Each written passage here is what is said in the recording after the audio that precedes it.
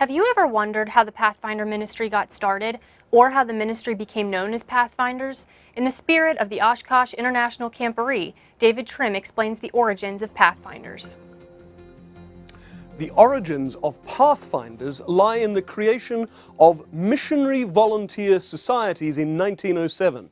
They were the concept of Flora Plummer, director of the General Conference Sabbath School Department, and Milton Kern, the first youth director for the World Church. Junior Missionary Volunteer, or JMV, societies were added in 1909.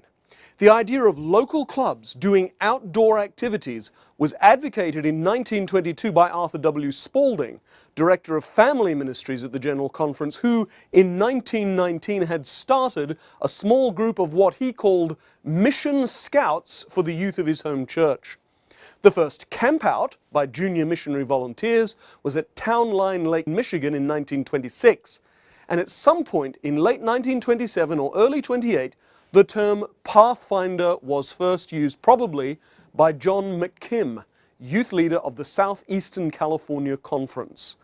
By 1931, the structure of classes for pre-JMVs, or adventurers as they are now called, and for Pathfinders was in place.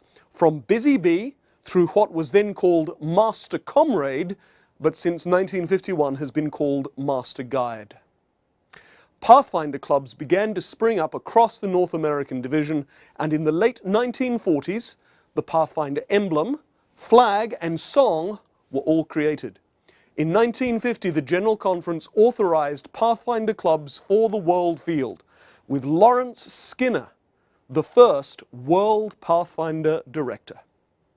Now, the first clubs in Australia and New Zealand had already been founded by enthusiasts in the late 1940s, but with official authorization, the concept began to spread around the world.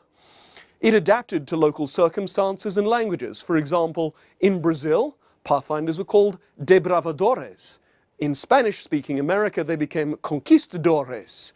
But always the core concepts were preserved: learning crafts, healthy and wholesome activities in the outdoors, and spiritual development. Today, Pathfindering is truly international. Only one of the 5 world directors since 1970 has been an American, the others coming from Brazil, South Africa, Australia, and Spain. Meanwhile, though, new features had been developed in North America. The first Pathfinder Fair was held in September 1951, and the first Camporee in May 1954, both in California. And gradually these innovations also spread worldwide. For example, this rare movie footage is of the first Pathfinder Fair in New Zealand, organized by John Trim in 1963 in Christchurch. Some things have changed. For example, there are few, if any, places where girls still have white gloves as part of their uniforms. But there are remarkable continuities. Tent pitching, fire making, and knot tying all remain typical parts of the Pathfinder experience. The first North American division camporee was in 1985 in Colorado. The third such camporee in 1994 became international, and the fourth in 1999 was the first held in Oshkosh. The international camporee, held every 5 years, has grown from strength to strength.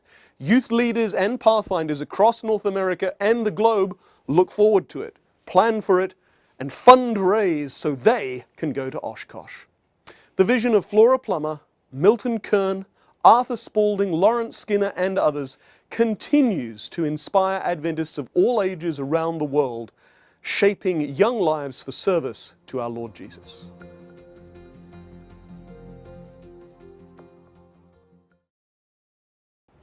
Have you ever wondered how the Pathfinder ministry got started, or how the ministry became known as Pathfinders? In the spirit of the Oshkosh International Camporee, David Trim explains the origins of Pathfinders.